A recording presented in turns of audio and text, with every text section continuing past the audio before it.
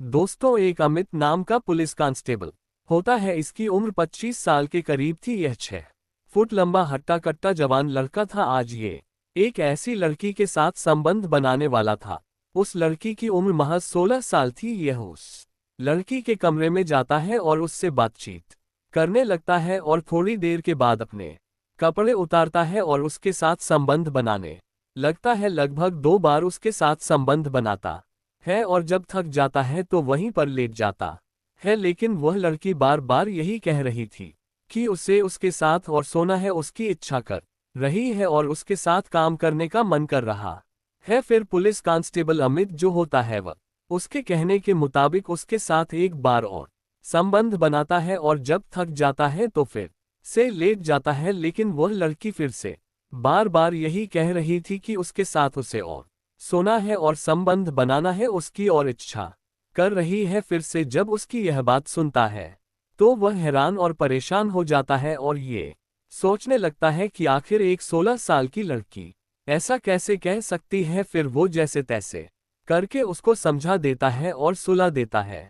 फिर अगले दिन जब सुबह होती है तो यह नहा के तैयार हो के पुलिस स्टेशन पहुंच जाता है और यही सोचने लगता है कि आखिर एक 16 साल की लड़की की इच्छा कैसे हो सकती है। आखिर इसका राज क्या है। फिर दोस्तों, इसी सोच विचार में शाम हो जाती है। शाम के समय में यह अपने घर पे आता है। फिर खाना पना खाता है और रात के 10 बजे के करीब फिर उस लड़की के साथ संबंध बनाने लगता है। लगभग 2-3 बार उसके साथ संबंध बनाता है और जब थक जाता है तो वहीं पर लेट जाता है। लेकिन वह लड़की फिर से बार बार यही कह रही थी। उसका यही सवाल था कि उसे उसके साथ और सोना है और संबंध बनाना है। उसकी इच्छा और कर रही है। अब पुलिस कांस्टेबल अमित का दिमाग जो है वह ठनक जाता है और यह सोचने लगता है कि आखिर इसका राज क्या है, पूरा मामला है क्या। फिर दोस्तों, जैसे तैसे करके वह उसको फिर से समझा देता है और सुला देता है। फिर अगले दिन जब सुबह होती है तो यह नहा के तैयार होकर उस लड़की के घर पर चला जाता है।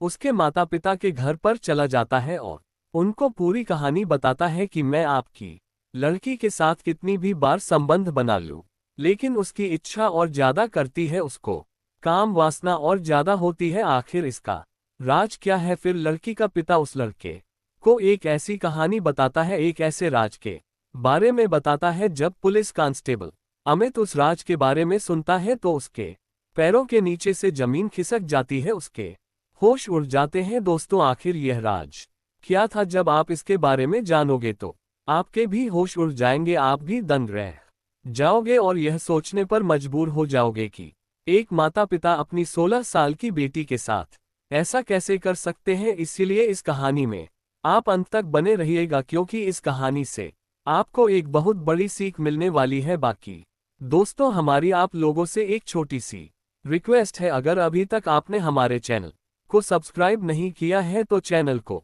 सब्सक्राइब कर लीजिएगा और वीडियो को लाइक कर दीजिएगा। और जितने भी भाई बंधु हमारी इस वीडियो को जहां से भी देख रहे हैं वह इस वीडियो की कमेंट में अपना नाम और अपनी सिटी का नाम जरूर लिखें, ताकि अगली वीडियो में मुझे आपके नाम बोलते हुए खुशी हो। चलिए शुरू करते हैं और बताते हैं कि आखिर पूरी कहानी है क्या, पूरा मामला है क्या। दरअसल दोस्तों, इस कहानी की शुरुआत होती है बिहार के शेखुपुरा गांव से, जहां पर संदीप नाम का व्यक्ति अपने परिवार के साथ रहता था। संदीप की 5 बेटी थी, इसका कोई बेटा नहीं था। संदीप की पत्नी भी थी। यह अपने परिवार का पालन पोषण खेती किसानी करके किया करता था।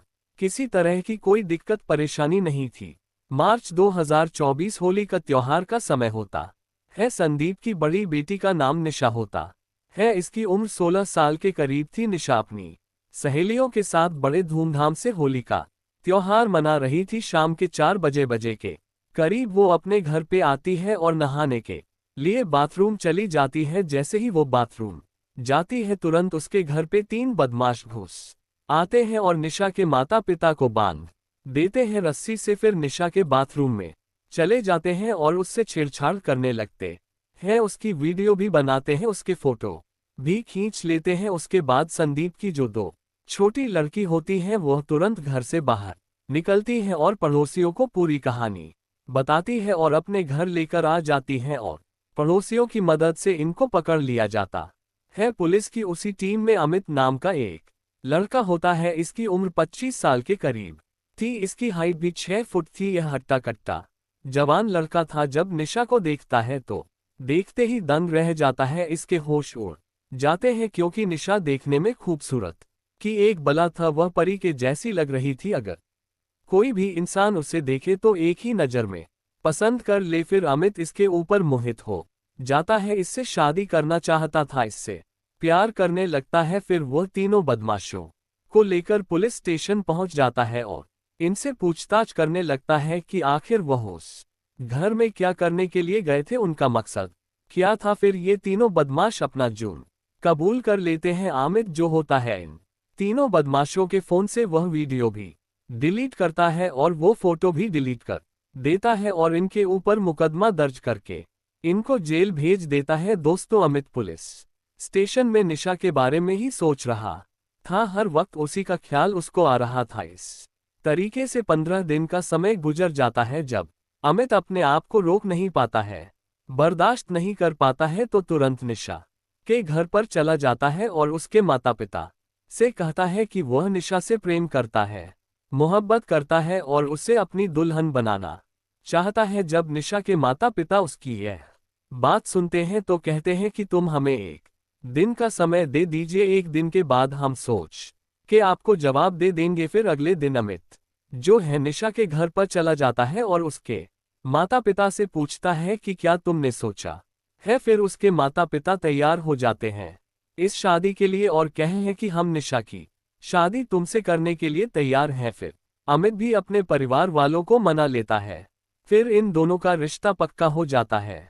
आखिरकार वह दिन आ ही जाता है जब अमित दूल्हा बनता है और बारात लेकर निशा के घर पर चला जाता है और निशा को अपनी दुल्हन बनाकर अपने घर पर लेके आ जाता है। फिर निशा को कुछ महिलाओं के साथ आंगन में बैठा दिया जाता है और उसका कमरा सजाने की तैयारी की जाती है। लगभग 2 घंटे की मेहनत और मशक्कत के बाद उसका कमरा सज के बिल्कुल तैयार हो जाता है और निशा को फिर उस कमरे में बैठा दिया जाता है। लगभग रात के 9 बजे के करीब जो अमित होता है वह अपनी पत्नी निशा के कमरे में चला जाता है। इन दोनों की दुआ सलाम होती है और उसके पास जाकर बैठ जाता है। फिर वो उसका घूंघट उठाता है तो उसका घूंघट उठाते ही खुशी के मारे उछल उठता है, क्योंकि निशा इतनी खूबसूरत थी कि उसने अपनी जिंदगी में इतनी खूबसूरत लड़की नहीं देखी थी। फिर लगभग 2 घंटे तक यह एक दूसरे से बातचीत करते हैं। फिर अमित निशा से कहता है कि आज हमारी सुहाग रात है और इस रात को हम एक यादगार रात बनाना चाहते हैं। दोस्तों, निशा जब उसकी यह बात सुनती है तो वह बड़ी खुश हो जाती है। क्योंकि उसके चेहरे पर कोई शिकन नहीं थी, कोई मायूसी नहीं थी। वह तो चाहती थी कि उसका पति उसके साथ कब सुहागरात मनाए। अमित अपने कपड़े उतारता है और एक एक करके निशा के कपड़े भी उतार देता है। अब ये दोनों बिल्कुल निर्वस्त्र हो चुके थे। अमित निशा के साथ सुहागरात मनाने लगा था। लगभग 2-3 बार वो उसके साथ सुहागरात मनाता है और जब थक जाता है तो वहीं पर लेट जाता है। लेकिन निशा उससे कहती है कि मुझे तुम्हारे साथ और सोना है, मुझे इच्छा और कर रही है तुम्हें मेरे साथ और संबंध बनाना चाहिए। अमित उसके कहने के मुताबिक एक बार और उसके साथ सुहागरात मनाता है और फिर जब थक जाता है तो वहीं पर लेट जाता है। लेकिन निशा फिर से उससे बार बार यही कह रही थी कि वो उसके साथ और संबंध बनाना चाहती है और सोना चाहती है। फिर अमित जब उसकी यह बात सुनता है तो दंग रह जाता है और यह सोचने लगता है कि आखिर एक 16 साल की लड़की ऐसा कैसे कह सकती है, वो भी पहली ही रात में। फिर जैसे तैसे करके अमित उसको समझा देता है और उसको सुला देता है। दोस्तों, फिर अगले दिन सुबह होती है। अमित नहाता है और तैयार होता है और अपने पुलिस स्टेशन पहुंच जाता है। पुलिस स्टेशन में पहुंचने के बाद वो यही सोच विचार कर रहा था कि उसकी जो पत्नी है वो एक 16 साल की लड़की है, कच्ची कली है। उसको तो कुछ पता ही नहीं है कि आखिर सुहागरात होती क्या है। लेकिन एक 16 साल की लड़की ऐसे कैसे कह सकती है कि उसकी इच्छा और कर रही है, उसका मन और कर रहा है। इसी सोच विचार में दोस्तों शाम हो जाती है। फिर शाम के समय ये अपने घर पे आता है, खाना पना खाता है और रात के 10 बजे के करीब वह अपनी पत्नी निशा के कमरे में चला जाता है। फिर लगभग 2-3 बार उसके साथ संबंध बनाता है और जब थक जाता है तो वहीं पर लेट जाता है, लेकिन निशा उससे बार बार यही कह रही थी कि उसका मन और कर रहा है, उसकी इच्छा और कर रही है। अब जब अमित उसकी यह बात सुनता है तो दंग रह जाता है, उसके होश उड़ जाते हैं और ये सोचने लगता है कि आखिर इसका राज क्या है, पूरा मामला है क्या। वही यही सोच विचार कर रहा था कि इस राज का वो पता लगाकर रहेगा। इस विचार में दोस्तों वह अपनी पत्नी को समझाता है और सुला देता है और खुद भी सो जाता है। दोस्तों इस तरीके से लगभग दिन का समय गुजर जाता है। एक दिन अमित अपने पुलिस स्टेशन जाने के लिए तैयार हो रहा था। वह अचानक अपने कमरे में एक टेबल पर दवाई रखी हुई देखता है और सोचता है कि ये दवाई तो मैं कभी लाया नहीं था, ये दवाई किसकी है।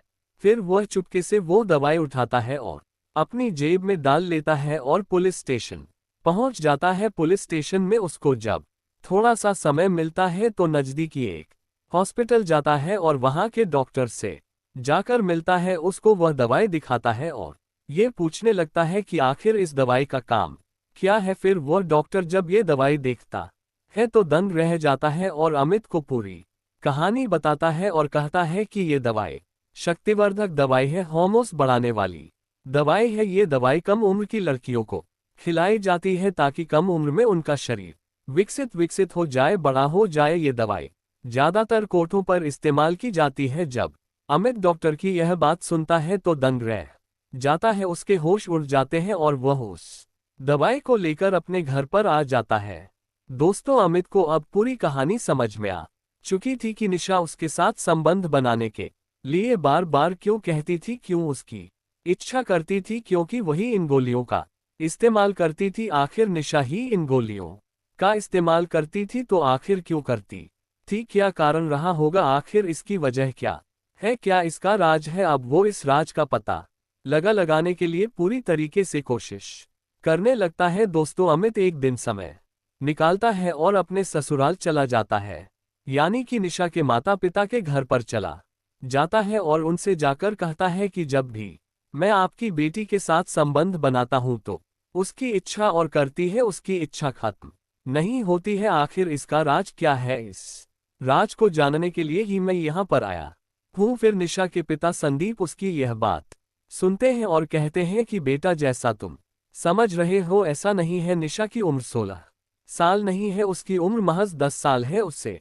हमने इस तरह की गोलियां खिला जाके उसके शरीर को विकसित कर दिया है, बड़ा कर दिया है। फिर अमित उससे कहता है कि आखिर तुम इस तरह की दवाई उसको क्यों खिला रहे हैं, क्या वजह है। फिर संदीप अमित को बताता है कि मेरी जो पत्नी है वह वेश्यावृत्ति का धंधा करती है और इस धंधे से जो पैसा आता है उससे हम बहुत खुश हैं। मेरी 5 बेटी है, मैंने सोचा कि मेरी बेटी भी बड़ी होकर इस धंधे में लग जाएगी और अच्छा खासा पैसा कमाएगी, लेकिन उसकी उम्र अभी कम थी, इसीलिए मैंने उसको इस तरह की गोलियां खिलाई, इस तरह की शक्तिवर्धक गोलियां खिलाई ताकि कम उम्र में उसका जो शरीर है वह विकसित हो जाए, बड़ा हो जाए और इस धंधे में लग जाए। अमित जब अपने ससुर की यह बात सुनता है तो दंग रह जाता है, उसके होश उड़ जाते हैं और अपनी सास से कहता है कि आज के बाद तुम्हें ये धंधा करने की कोई जरूरत नहीं है और किसी भी लड़की को ये दवाई खिलाने की कोई जरूरत नहीं है। जो भी पैसा होगा, जो भी खर्च होगा,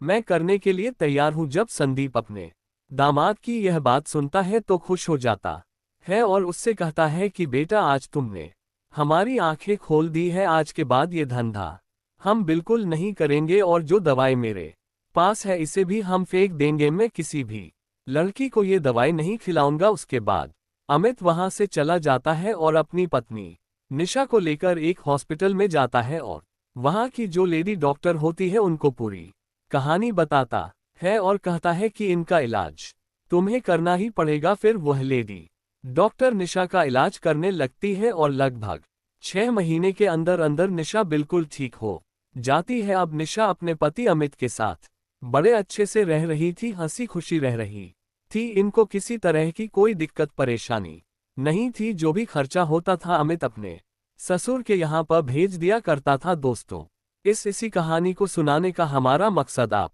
लोगों को परेशान करना या आपका दिल दुखाना नहीं था, सिर्फ आप लोगों को सचेत और जागरूक करना था कि इंसान पैसे के लालच में सब कुछ भूल जाता है, अपनों को भूल जाता है, अपने परिवार को भूल जाता है और गलत काम में लग जाता है। दोस्तों, अमित नाम का पुलिस कांस्टेबल इनके जीवन में ऐसा फरिश्ता बनके आया कि उसने इनको सही राह दिखाई, सही रास्ता दिखाया। आज ये लोग सही रास्ते पा गए और किसी तरह का कोई गलत काम नहीं कर रहे। इसलिए दोस्तों, कहा जाता है ना कि इंसान कभी ना कभी तो सुधर जाता है, तो कहीं ना कहीं अगर आप लोग कुछ गलत कर रहे हो तो अपने आप को सुधारने की कोशिश कीजिए। एक ना एक दिन आपका जीवन भी बड़ा अच्छा हो जाएगा, क्योंकि दोस्तों, जीवन बड़ा अनमोल होता है।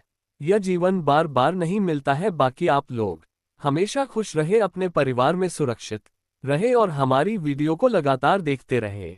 और हमारी आप लोगों से एक छोटी सी रिक्वेस्ट है, एक अपील है, अगर अभी तक आपने हमारे चैनल को सब्सक्राइब नहीं किया है तो चैनल को सब्सक्राइब कर लीजिएगा और वीडियो को लाइक कर दीजिएगा। और जितने भी भाई बंधु हमारी इस वीडियो को जहां से भी देख रहे हैं, वो इस वीडियो की कमेंट में अपना नाम और अपनी सिटी का नाम जरूर लिखें, ताकि अगली वीडियो में मुझे आपके नाम बोलते हुए खुशी हो। अगर आपके बच्चों का जन्मदिन है, आपकी पत्नी का जन्मदिन है या आपका भी जन्मदिन है, तो आप हमें कमेंट में बता सकते हैं। कोशिश करूंगा अगली वीडियो में आपके जन्मदिन की शुभकामनाएं देने के लिए। तो चलिए दोस्तों, मिलते हैं फिर किसी और वीडियो में, तब तक धन्यवाद।